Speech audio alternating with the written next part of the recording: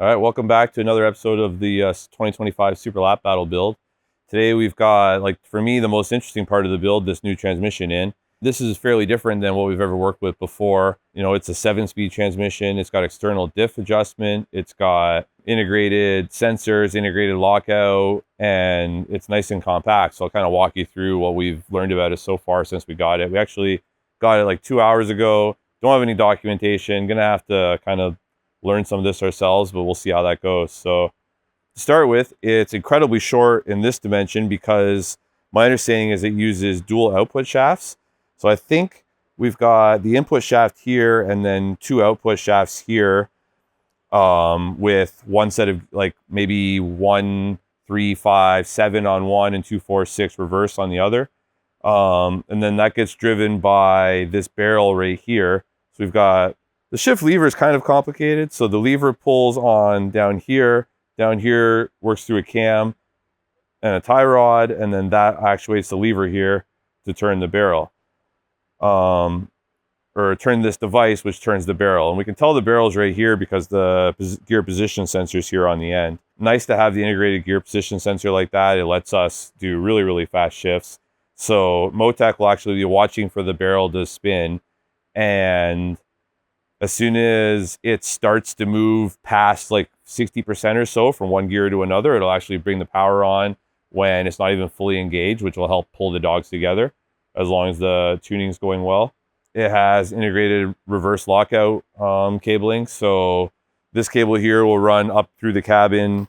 Maybe not the best routing for it, but we'll figure out a way to route it around the gearbox, up through this nice machine housing, and then you can pull this lever here to take it out of into reverse. This whole shift lever here is an integrated unit with a load cell, so the bottom half here is able to sense when I'm pushing or pulling on the top of the shifter. When that force gets to a certain amount that we'll find through testing, then the ECU will cut the ignition for a certain... that's not true either, because this car uses GPRP Pro. So the ECU will cut the torque instead of cutting the ignition. So it'll turn down the power, allow you to pull it out of gear, and then it'll kind of, the momentum of you pulling it will pull it into the next gear, and then vice versa going forward. Except for going forward, it gives a blip to match the new RPM. And then the computer, the ECU will know what we're doing with the load cell through this operation here. I'm not sure actually on this one why there's a little module interpreting the 4 wires out from the load cell into a 3-wire sensor that the ECUs are meant to have. I'll have to reach out to them to learn about that. And then on the gearbox itself, there's, you know, my favorite feature of it is the external diff preload. So we're able to add and remove preload here like a Formula car would have to change the way the car acts as you're releasing the brakes and then adding the throttle in and out of the corner, so we can give it more lock up to have it you know, be a stiffer feeling car and less lock up to let it flow more. But you know, you're balancing how the car feels versus how well it's able to put traction down versus you know, how easy it is to catch it if we get it too stiff, or is it going to understeer too much if we have too much preload in it. So that'll be fun to play with. And you know, I'm learning with you guys here. So I'll flip it over so we can see a little bit more about the gear change mechanism. So the cable will come out of the cabin.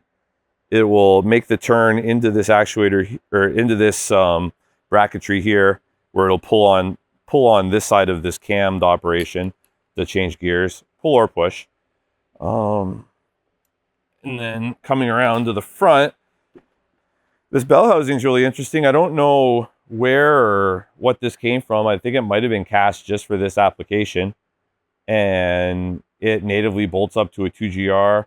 And as you can see, there's just a monster input shaft here, which looks to me like it's made out of 300M, but I'm not the material scientist. And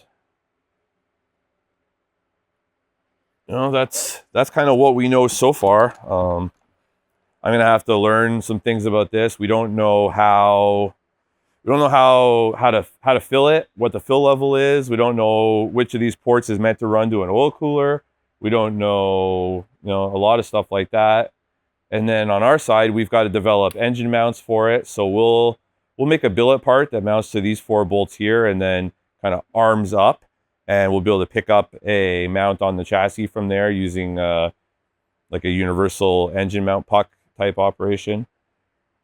And it looks like it's already got some nice spots for mounting on the rear and the front. Yeah, so it'll be relatively easy to make bracketry to hold it in the chassis on the pitch direction. The main catch on making that part is that it needs to be stiff enough that when you shift, the drivetrain doesn't rock back and forth, but soft enough that it doesn't break right away under the vibration of the car. So maybe there'll be some experimenting there. Maybe we can learn the lessons from my car and not have to learn all of them on our own. And that's about it. So, if anybody happens to be an expert on this transmission, let me know. But otherwise, we'll be learning stuff on our own as we go here. See you guys next time.